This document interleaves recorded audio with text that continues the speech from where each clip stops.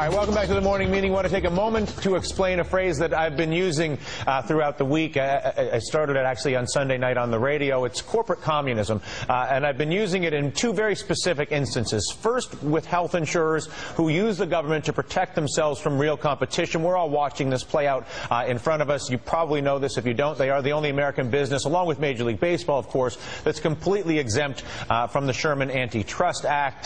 They also have major lobbies in Washington preventing any form of choice. We saw what happened to Senator Wyden's efforts to create choice for everybody on the exchanges. Just natural competition. Forget the public option. No. And then there's the banking industry, the beneficiaries of an ongoing $24 trillion taxpayer-funded bailout that supports the entire system. $24 trillion. Not that we may not get some of that money back. We may get a lot of it back. But that is national capital that is being sucked into a broken banking system at the expense of the rest of our country. They continue to use too big to fail as blackmail to the taxpayer in order to get them or us to provide them with our tax money. My phrase corporate communism, I know, makes some people uncomfortable. Some argue it's just an easy insult, but let's be very clear. I use it with very specific meaning. It is a system that takes resources from the citizenry and redistributes it to a tiny elite. I use the phrase corporate communism because I cannot find an other way to more accurately convey what is happening in our nation today. That a handful of weak, uncompetitive, outdated companies and industries are purchasing control of the American political system in order to stay in business using their cronyism.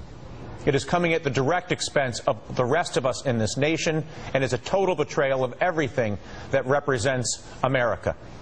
Let's bring in Mark Ames, editor of ExiledOnline.com. His latest column, America's Dead Souls, 8 Reasons to Hate Our Billionaire Bolsheviks. Mark, particularly interesting because you spent, what was it, 10 years in Russia, 8 years in Russia, watching their economic system make its transition. Very briefly, because we have a lot of ground to cover, why is communism as an economic model, meaning a model where there is no competition, there is no choice, laziness and weakness is rewarded through, again, either the use of character assassination or intellectual property theft, whatever it may be, to reward yourself at the expense. Why is that a problem? Well, I mean, first of all, you have an economy that creates things that nobody wants or needs, but the economy sucks all of the resources out for these things nobody needs. For example, Volga cars. They're still being produced even today, which chokes off any innovation in the rest of the Russian economy. So now they have to import everything. And, you know, that's the problem here. I mean, to paraphrase Orwell, what we're getting here is all men are created equal, but a handful of men are created $24 trillion more equal than the rest of us. And the problem is it's going to turn this country into a second-rate country.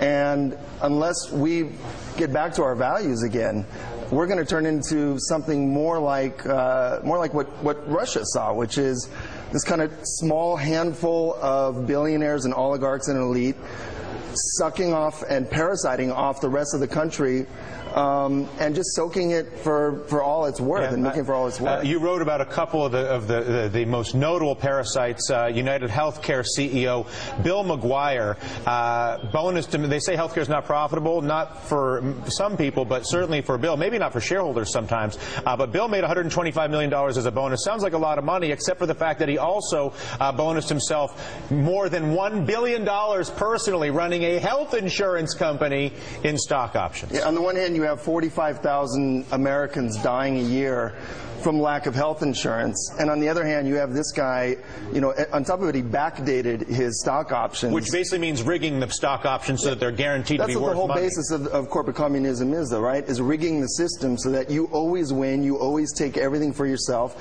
and there's never enough for the rest of the people, and there's never enough, frankly, for the rest of the economy. I mean, I would think that, you know, the whole American economy is not health insurance and the finance industry. There are a lot of other parts that are actually much more productive and innovative. And are forced to compete tooth and nail to survive from one day to the next. Yeah, well, you know, the problem is I don't think, for example, Silicon Valley, I don't think they're quite as, they don't have their tentacles in the government in Washington, you know, quite as deeply and on such a just a dark, horrible level, manipulative level as the finance industry and health industry. So they're getting choked off. And we may not have the world's best high-tech industry in 5 or 10 years because there's not going to be any resources for it. And there's no capital. You talk to venture capitalists, there's not money to invest. All these things are happening as we watch this happen. There's a finite amount of money in any economy. All right. Well, unless you can print lots of it.